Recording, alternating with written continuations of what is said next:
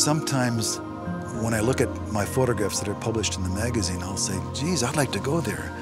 And then I think, hey, wait a minute, I shot that picture. But, you know, usually you're working so darn hard, you don't really appreciate the beauty of the place. It's hard to calculate how many pictures I've had in National Geographic, but I think I've figured at least 2,000. My trips to China were often a little bit like surviving a plane crash, I felt, when I got back. But I wouldn't trade them for anything. They were marvelous experiences because they hadn't seen foreigners in 50 years.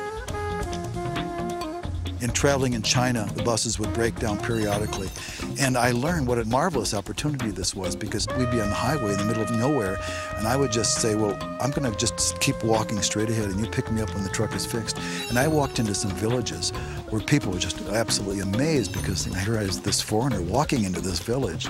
And I made some very nice pictures that I could never have made otherwise. A lot of people thought that when we worked on a story for the Geographic that we were given a script to work with. But in actual fact, you were just given a subject like time. I actually, as a photographic pun, I decided to photograph killing time. And I asked Cartier to give me some counterfeit watches that I shot bullets through. There was one picture where the bullet was touching the back of the watch, and there was kind of a flash that was actually the compression of air molecules hitting the back of the watch. I wanted to photograph a hand holding a cesium atom from an atomic clock. I did that with a rubber glove. I photographed a hand holding about a $50,000 watch, and I wanted a surgeon holding a human heart. And so I went to Dr. Bailey at Loma Linda in California and explained what I was doing. And he agreed for the first time to let somebody photograph one of his transplants. So I just walked in the back door and I said, where's the scrub room? And I went up and I changed and went into the surgical ward, and he was just finishing up the removal of the heart, and we put it in a little Tupperware container and then did a nice chest, and then we flew straight back to Loma Linda and got there about dawn, and they put this heart in this little 2-week-old baby. And a few years ago, I was invited to her 10th birthday party, and I photographed her skiing at Lake Tahoe, and it was such a delight. Probably the most difficult picture I ever worked on for the Geographic was the cover for our 100th anniversary issue. Bill Garrett, the editor, wanted to illustrate our fragile planet. Can we save it? The idea was to get a handmade Steuben crystal ball and actually have it exploding, and to reproduce it as a hologram, a 2-part hologram, so that when you looked at it from one angle, you saw the entire globe, and when you tipped it, you saw it cracking apart. And so I learned that the best way to photograph glass is to shoot it with absolutely the lowest velocity bullet that you can get by with, so you're just cracking it. The sequence of events would actually start with locking on to the pulsed laser, and at a certain point in the firing stream, the solenoid released the globe fell in the air, the gun, which was mounted in a special cradle, was electronically fired, struck the globe, it continued to fall, the shutter opened up, let one flash into the room, and it recorded the holographic image, and then it fell into a little basket where I could collect it and save it to re-glue it back together again for another attempt. If you were to look very carefully at the image that was published on the cover of National Geographic, you can actually locate the pellet because it's ricocheted inside the globe.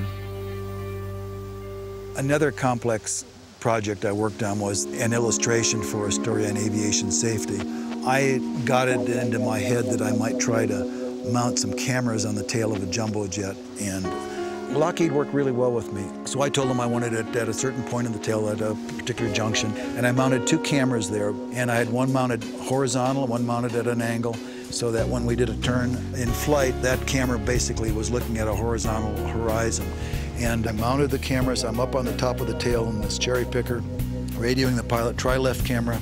He clicks left camera and it goes click, and right camera goes click, click, click, click, click, click, click. And I thought, oh my God, there was some kind of electrical interference, because we had not tested them grounded together. We tested them separate always. So we had some engineer sit in the tail of the plane on a milk carton with these left tripper and a right tripper.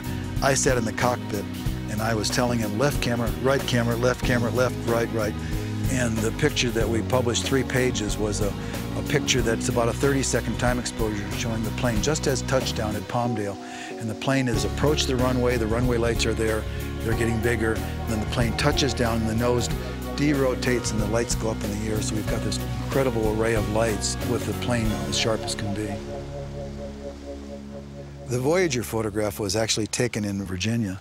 And it was selected by Carl Sagan to go along in the Voyager spacecraft in hopes that someday, long after this planet is gone, some extraterrestrial beings will find this little satellite and look at it and say, ah, that's what it looks like down there on Earth. It's an image that looks kind of like the creation of life almost. My last 5 stories for National Geographic were here in the Southwest, and I got to like the area and been coming back ever since. Here in the Southwest, you've got some incredibly marvelous skies. And we're up at 7,000 feet here, for example, and we've got this deep blue sky you won't find back in Arlington, Virginia. I like the culture out here. I like the people. And I especially like discovering places that people kind of missed. Sometimes I worry about what kind of impact I'm going to make. Many times I've photographed an area and I really don't want to say where they are. You know, I'd like to say, you find it yourself, because you know that 50 million people are going to see that picture, so you can't help but impact an area. And also I'm concerned about the people I photograph and how it impacts their lives. Sometimes I'll go back and re-meet the people, and one of my favorite persons was John Caldwell, whom I photographed for a book on American mountain people. And I first met John in Harlan County, Kentucky, and his wife Lottie, and they practically adopted me. They're just marvelous people. John died a few years ago, and so I went to the funeral, and the preacher said John was the workingest man on Greasy Creek.